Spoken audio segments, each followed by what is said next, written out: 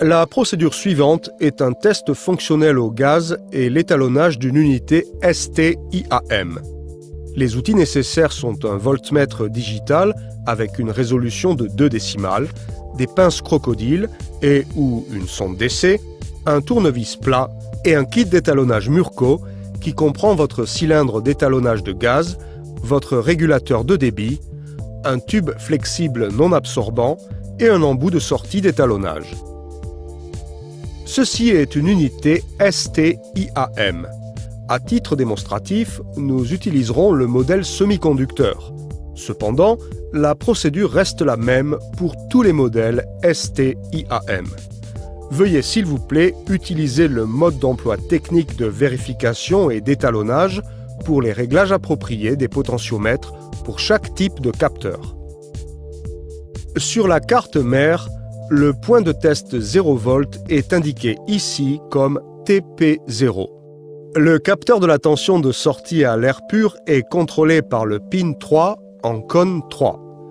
Le réglage pour la tension 0 s'effectue sur RV2 et le réglage de la plage ou durée se fait sur RV1. Les valeurs de consigne d'alarme sont contrôlées sur la carte mère, sur TP2 pour alarme de niveau bas et sur TP3 pour alarme de niveau élevé. Sur la carte mère, la valeur de consigne d'alarme de niveau bas est RV1 et RV2 pour la valeur de niveau élevé. Notez qu'il ne faut pas confondre ceci avec RV1 et RV2 du capteur de la CCI. Les paramètres de temporisation des unités se trouvent sur JP1 pour niveau bas et sur JP2 pour niveau élevé, comme montré ici. Les cavaliers sont généralement de couleur rouge ou noire. Avant de commencer, il vous faut s'il vous plaît prévenir tous les occupants, les exploitants d'installation et ou les superviseurs du test. Vérifiez toutes les connexions du ST-IAM aux équipements externes et déconnectez si nécessaire. Afin de désactiver toutes les temporisations, assurez-vous que les cavaliers JP1 et JP2 se trouvent sur la position 0 minutes. Avant de commencer votre test, le ST-IAM doit être préalablement mis sous tension durant la nuit. L'étiquette de la plaque signalétique sur le côté du ST-IAM vous indique l'étalonnage du gaz, la plage et la tension d'alarme. Ces valeurs ont été initialement établies lors de l'étalonnage en usine de l'unité. Il y a 2 sortes de tests fonctionnels au gaz. Le test de fonctionnement quantifié, qui utilise une concentration connue de gaz, et le test de fonctionnement non quantifié, qui utilise une concentration inconnue. Reliez le voltmètre avec TP0 et pin 3 sur cône 3 et réglez à l'air pur RV2 sur 0 V. Une fois que le capteur commence à réagir au gaz, la tension devrait augmenter.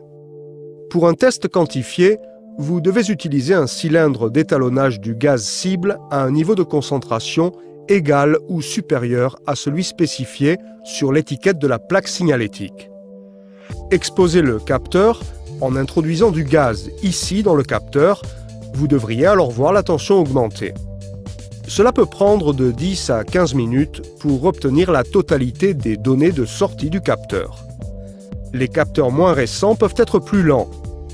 Observez l'affichage des données de sortie du voltmètre lorsque l'unité se met en état d'alarme. Cela devrait correspondre à la valeur de consigne d'alarme établie en usine et indiquée sur l'étiquette de la plaque signalétique ou bien à celle d'un pré-réglage personnel. Une fois que la valeur de consigne d'alarme est atteinte, la DEL jaune de niveau bas s'allumera et ensuite la DEL rouge s'allumera à une valeur de consigne de niveau élevé et les relais s'activeront.